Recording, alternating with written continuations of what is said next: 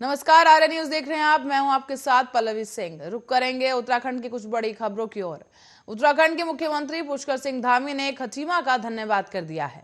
इस दौरान उन्होंने कहा कि आप सभी प्रिय क्षेत्रवासियों के अपार समर्थन और स्नेह से अभिभूत हूं। आप लोगों को आश्वस्त करना चाहता हूं कि कर्मभूमि खटीमा के सर्वांगीण विकास के लिए पूर्ण समर्पण भाव के साथ निरंतर ही काम करता रहूंगा।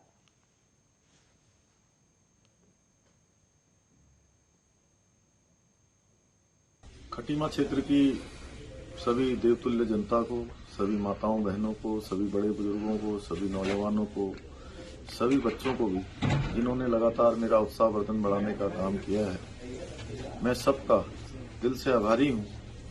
सबका धन्यवाद देता हूं। सभी मतदाता भाई बहनों का, जिन्होंने इस लोकतंत्र के महापर्व में बढ़ चढ़कर भागीदारी की है, योगदान दिया है, भाग लिया है, उन सभी का मैं हृदय की गहराइयों से धन्यवाद करता हूं। इस क्षेत्र की महान जनता का मैं हमेशा ऋणी हूं, हमेशा ऋणी रहूंगा। इस बार भी आप सब लोगों ने आगे बढ़ चढ़कर मुझे आशीर्वाद देने का काम किया है, समर्थन देने का काम किया है, मेरा उत्साहवर्धन किया है। मैं हमेशा कोशिश करूंगा आप सबका ये समर्थन किसी न किसी रूप में इस क्षेत्र को लौटाऊं, इस क्षेत्र के विकास के आगे बढ़ाऊं, इस क्षेत्र के बहुत सारे प्रस्तावों को धरातल पर उतारूं। मैं आपसे वचनबद्ध होकर कहना चाहता हूं कि आप सब लोगों ने इस घड़ी में जो प्रेम, जो स्नेह, जो आशीर्वाद मुझे दिया है, मैं सदैव सदैव आप सब के लिए जो भी हर संभव इस क्षेत्र के लिए हो सकता है, अपने राज्य उत्तराखंड के लिए हो सकता है, मैं उसे करूंगा। मैं आप सबका पुनः एक बार हृदय की गहराइयों से धन्यवाद करता हूं। खटीमा क्षेत्र की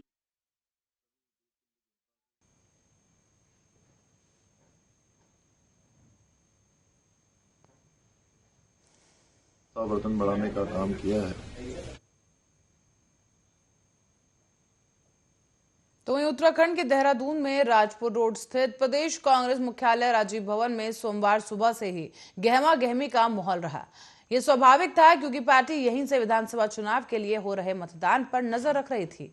लेकिन इसी के लिए कांग्रेस के उत्तराखंड प्रभारी देवेंद्र यादव के निर्देश पर कांग्रेस मुख्यालय में कंट्रोल रूम स्थापित किया गया था, जो दिन भर सक्रिय रहा। इस दौरान 300 से अधिक शिकायतें भी आई, जिनका निर्वाचन से जुड़े अधिकारियों के साथ वार्ता कर समाधान किया गया।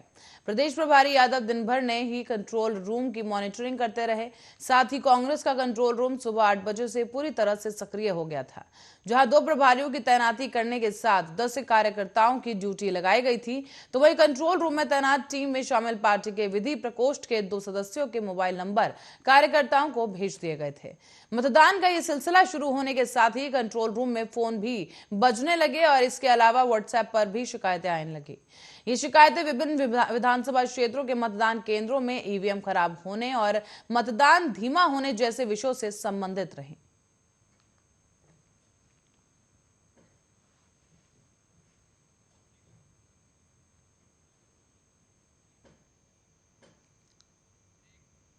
और उत्तराखंड में विधानसभा चुनाव संपन्न होने के बाद अब राज्य में सत्तारूढ़ भारतीय जनता पार्टी में कलह उजागर हो गई है।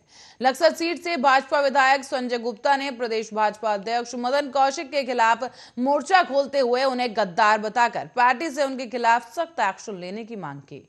विधायक संजय गुप्ता ने आरोप लगाया है कि उत्तराखंड भाजपा अध्यक्ष मदन कौशिक ने इस चुनाव में पार्टी की हार सुनिश्चित करने के लिए कई भाजपा उम्मीदवारों के खिलाफ काम किया है। गुप्ता ने यह भी कहा कि कौशिक ने मेरे खिलाफ चुनाव लड़ रहे बसपा उम्मीदवार का समर्थन किया, तो वही उन्हें देशद्रोही का करार भी दिया है। मैं भाजपा नेतृत्व से उन्हें पार्टी से बर्खास्त करने की मांग करता हूं।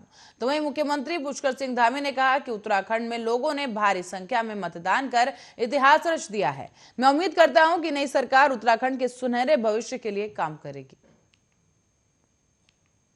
ब्रेक के बाद एक बार फिर आपका स्वागत है उत्तराखंड बुलेटिन में। खबरों की ओर रुख करेंगे। पूर्व मुख्यमंत्री और लाल कुआं विधानसभा से कांग्रेस प्रत्याशी हरीश रावत ने सोमवार को मतदान के दिन पूजा अर्चना के बाद मतदान केंद्रों का दौरा किया। शाम 5 बजे तक वो विधानसभा के करीब 55 मतदान केंद्रों का दौरा कर चुके थे। हरदा इस बात को लेकर आश्वस्त नजर आ रहे हैं कि इस बार सूबे में कांग्रेस की सरकार बनने जा रही है। पूर्व मुख्यमंत्री और लालकुआं से कांग्रेस प्रत्याशी हरीश रावत ने सोमवार की सुबह पूजा अर्चना के बाद मतदान केंद्रों का जायजा लेना शुरू कर दिया था। पहले तल्ली हल्द्वानी स्थित अपने कैंप ऑफिस में पूजा अर्चना उन्होंने की और उसके बाद तल्ली हल्द्वानी स्थित नागेश्वर मंदिर में जलाभिषेक करने पहुंचे। इसी के बाद मतदान केंद्रों का जायजा लेने के लिए वो निकल पड़े। सबसे पहले उन्होंने तल्ली हल्द्वानी गौजाजली उत्तर शिशु भारती इंटर कॉलेज में बने पोलिंग बूथों का जायजा लिया।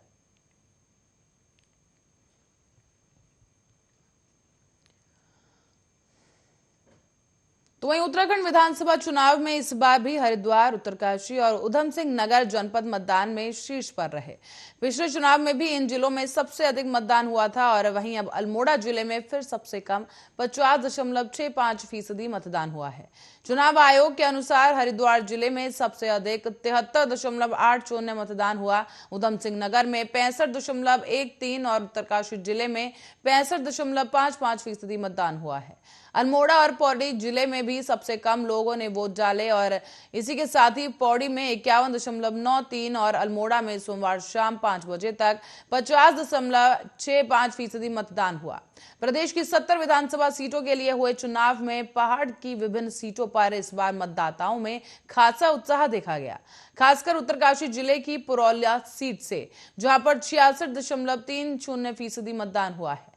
इस जिले की यमुनोत्री सीट पर 65.80%, गंगोत्री सीट पर 64.69% मतदान हुआ।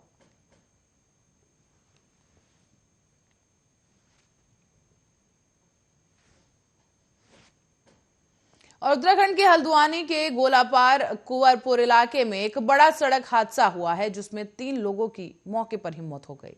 यह हादसा बीती देर रात को हुआ, जब एक तेज रफ्तार कार पेड़ से टकरा गई और पास की दुकान में घुस गई। जानकारी के मुताबिक कार में 5 लोग सवार थे। 2 लोग घायल बताए जा रहे हैं, जिनका इलाज चल रहा है।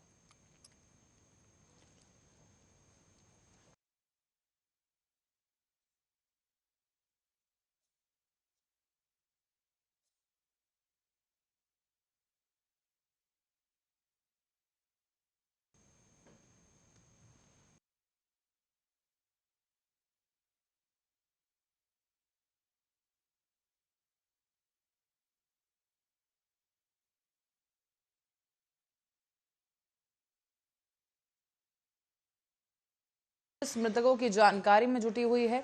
बताया जा रहा है कि सभी हल्द्वानी के ही रहने वाले हैं और यह हादसा गोलापार के कुंवरपुर क्षेत्र में हुआ। इसमें एक कार पेड़ से जा टकराई। टक्कर इतनी जोरदार थी कि पेड़ से टकराने के बाद कार पास की दुकान में जा घुसी है। पुलिस ने ये जानकारी साझा कर बताया कि इसके मुताबिक कार में 5 लोग सवार थे। 3 लोगों की मौके पर ही मौत हो गई, जबकि आसपास के लोगों ने इसकी सूचना पुलिस को दी। इस हादसे में 2 लोग गंभीर रूप से घायल हो गए हैं, जबकि घायलों को इलाज के लिए हॉस्पिटल में भर्ती कराया गया। कार में सवार 5 लोग दोस्त बताए जा रहे हैं।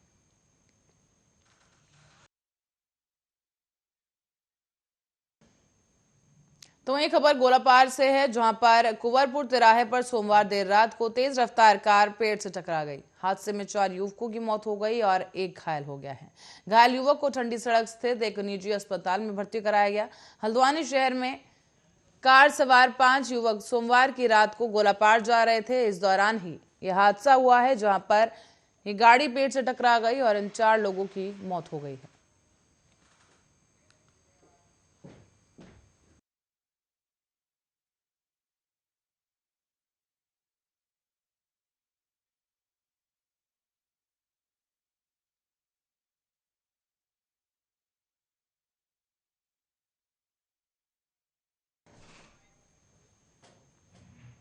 तो वहीं विधानसभा चुनाव के मतदान से ठीक पहले राष्ट्रीय स्वयंसेवक संघ के संरक्षचालक मोहन भागवत का एक फर्जी पत्र सोशल मीडिया पर वायरल कर दिया गया। आरएसएस ने इस पूरे मामले में चुनाव आयोग से शिकायत की और साथ ही देहरादून कोतवाली में अज्ञात के खिलाफ मुकदमा दर्ज करने के लिए एक तहरीर दी है। संघ के संपर्क प्रमुख राजेश सेठी के इस मुताबिक इस संबंध में मुख्य निर्वाचन अधिकारी सौजन्या को भी शिकायत पत्र देकर मामले में कार्रवाई करने का अनुरोध किया गया है। पत्र में कहा गया है कि पिछले 2 दिनों से सोशल मीडिया, इंटरनेट और व्हाट्सएप समूहों में मोहन भागवत का एक कूटरचित हस्ताक्षरों से युक्त फर्जी लेटर वायरल हो रहा है। इस पत्र से आरएसएस का कोई भी संबंध नहीं है और इसमें स्तर संचालक के हस्ताक्षर भी पूरी तरह से फर्जी हैं, जो कि एक बड़े षड्यंत्र का हिस्सा प्रतीत हो रहा है। पत्र में यह भी कहा गया कि संघ विशुद्ध रूप से विश्व का सबसे बड़ा गैर राजनीतिक संगठन है।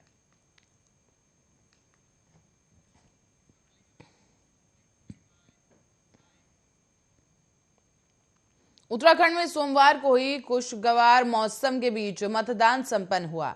इस दौरान ज्यादातर क्षेत्रों में दिन भर धूप खिली रही, कहीं कहीं आंशिक रूप से बादल भी छाए रहे और मध्यम हवाएं चलती रहीं। हालांकि आज फिर से एक बार मौसम करवट बदल सकता है। मौसम विभाग के अनुसार पर्वतीय क्षेत्रों में हल्की बारिश और बर्फबारी होने के आसार हैं। मैदानों में मौसम शुष्क रहने के आसार हैं, जबकि उत्तराखंड में पिछले कुछ दिन से मौसम शुष्क बना हुआ है। इसी के दौरान कड़ाके की ठंड से कुछ देर तक लोगों को राहत जरूर मिली है। हालांकि ताजा पश्चिमी विक्षोभ के आंशिक प्रभाव में इसके कारण ही प्रदेश में कहीं कहीं आंशिक बादल भी छाने लगे हैं। राज्य मौसम विज्ञान केंद्र के निदेशक विक्रम सिंह के मुताबिक आज प्रदेश में ज्यादातर जगह पर मौसम सामान्य रहेगा। उत्तरकाशी, चमोली और पिथौरागढ़ समेत तमाम आसपास के क्षेत्रों में बेहद हल्की वर्षा और चोटियों पर हल्का हिमपात हो सकता है, जबकि हरिद्वार और उधम सिंह नगर में सुबह के समय कोहरा बढ़ सकता है, जिसकी वजह से विजिबिलिटी पर फर्क पड़ेगा।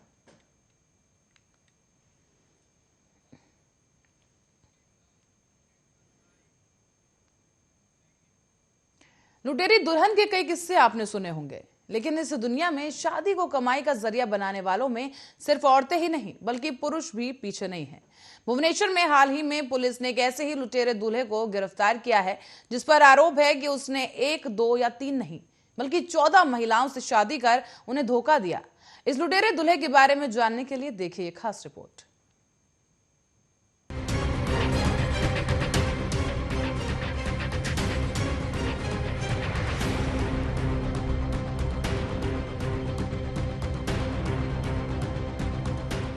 आसानी से पैसे किसे नहीं पसंद। आसानी से और जल्दी अमीर बनने के लिए लोग क्या कुछ नहीं करते और रच बैठते हैं जुर्म का माया जाल।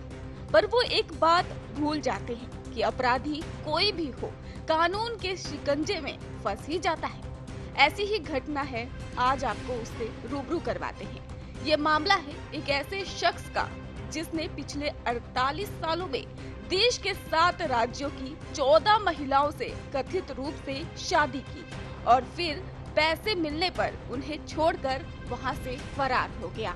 मामला ओडिशा के केंद्रपाड़ा जिले के पाटकुरा थाना क्षेत्र का है, जहां पर एक गांव है। आरोप है कि इस व्यक्ति ने कथित पत्नियों को छोड़कर भागने से पहले इन महिलाओं से पैसे लिए।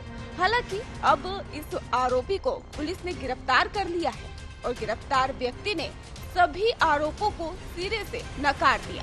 भुवनेश्वर के पुलिस ने उपायुक्त उमा शंकर दास ने बताया कि आरोपी ने 1982 में पहली शादी की थी और 2002 में दूसरी शादी की और उससे इन दोनों शादियों से 5 बच्चे हुए। आपको बताते चले कि 2002 से 2020 तक उसने विवाहिक वेबसाइटों के माध्यम से अन्य महिलाओं से दोस्ती की और पहली पत्नी को बिना बताए इन महिलाओं से भी शादी कर ली। पुलिस के अनुसार आरोपी आखिरी पत्नी के साथ ओडिशा की राजधानी भुवनेश्वर में रह रहा था, जो दिल्ली में एक विद्यालय में टीचर है।